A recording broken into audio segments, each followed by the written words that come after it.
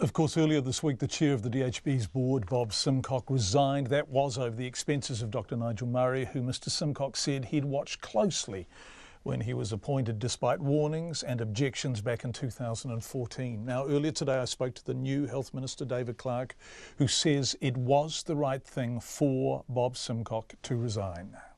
Look, the situation was such that the chief executive had spent money which appears to have been spent in a way that was not consistent with the policies of the organisation. And there's a pattern of behaviour there which I think all New Zealanders would be concerned about. And the question of oversight has been raised in public. In the circumstances, I think Mr. Simcock made the right decision. Clearly oversight is the issue. And the timeline is confusing on this front. The Minister first learnt there were concerns about Dr. Murray's spending on the 12th of June. 16 days later, on the 28th of June, there was a board meeting in which the board wasn't told. So the Minister knew, the Chairman knew, but the board wasn't brought into the loop. Have you any idea why the lid was being kept on this? Look, John, the report has raised some very concerning issues for me. If I look at the Audit New Zealand report, and before that already I had instructed the SSC to go in, and I welcome further investigations. So the SSC, the State Services Commission, is obviously looking at what was happening at Waikato, but this was such unconventional governance. Is this an aberration, the fact that weeks passed before the board was informed of the situation? As the new Health Minister, are you looking at other DHBs? You're obviously talking to them.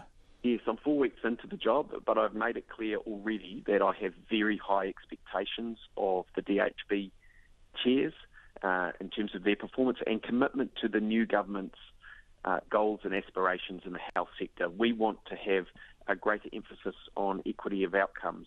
We want to have a greater emphasis on a strong public system of healthcare. We want more emphasis on primary care, and mental health is a real priority for us. So I've made that clear to the board chairs. I've met with all of them pretty much, and I have also started making my way around the DHBs to have a look at their individual situations. So there's been a real effort on my part to communicate with them, to be clear on expectations, and I have to say that's been welcomed. And what I need out of those board chairs is people who have good governance skills and that commitment to transparency and to the priorities of the new government. And I have received assurances from the chairs that that is what they intend to do. So you've been around meeting them. Is it your expectation that those who are in the position now will remain in the position, or will we see other chairs go, do you think? Look, John, I want to retain those who are implementing the policies and priorities of the new government and behaving in a way that is transparent and is all about public service. And my observation so far is that the chairs are committed to that as a group. Obviously, if I discover otherwise, I'll start having conversations with them. Can we talk about the financial health of the country's 20 DHBs? Have you a sense of what their overall deficit is? We haven't seen a DHB sector financial report filed since June, which is an unusually long time to not get that kind of update. Where are they at, do you think? Yes, John, I mean, this was a big concern coming into the role. It is incredibly unusual, the situation we find ourselves in this year. The DHBs themselves didn't have finalised budgets until 2 weeks before the financial year began in terms of how much money they were getting from the government. And that history of errors and unfortunate lack of oversight by the previous health minister is well documented. I don't want to talk too much about that. I've got to get on with the job of what comes next. But it's put those DHBs in a difficult position because they're months behind on their planning, and the deficit expectations have been growing the whole time because they haven't had the certainty, and also after 9 years of being squeezed under the previous government, there's not many more efficiency gains that can be made easily without further investment. So I'm expecting, and this hasn't been made public before, I don't think, deficits currently are projected north of 150 million.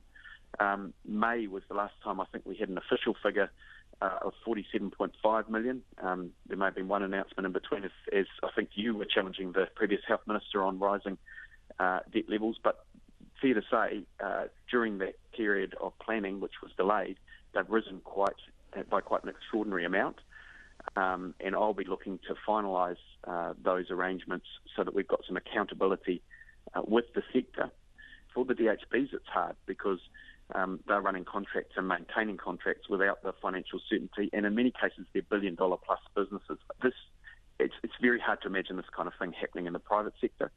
In fact, even in the public sector, it's pretty unusual not to have your budgets in place 5 months into the year. Does that mean their annual plans haven't been signed off on? Where are you at with that?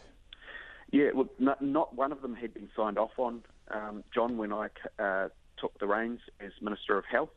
And now, of course, the job of scrutinising them falls to me. Not one.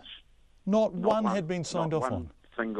Not one single DHB had their annual plan signed off. Not one single one. And I find that I just find that neglectful. It sadly aligns with the priority the previous government placed on health, but it also points to the incredible difficulty in relationships that was evident with the government previously, where those DHBs were increasingly in a struggle with the centre, and I've let the centre, the Ministry of Health, know I have a very high expectation of their relationship management and performance management, and also with that comes an expectations that the DHBs also will step up and develop good relationships and improve their performance as well. Just to clarify, these are annual plans for the 17-18 financial year? These are the financial plans for the 17-18 financial year. And we are in the 17-18 financial year? We're 5 months into the 17-18 and none financial of them, year. And none of them have been signed off on?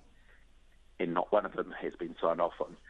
And so, that's going to mean necessarily that we're burning the midnight oil to get this work through, to make sure that next year the planning processes are better and that we can get on with making sure that funding is going into the health sector as we've promised in our election commitments, so that we can make sure that New Zealanders get the services they expect. It will take time, of course, to address 9 years of neglect, but we're determined to get on with it. David Clark talking to us earlier. So the combined deficit north of 150 million, that's probably at its highest level in roughly a decade, and none of the financial plans for the 17-18 year signed off on yet.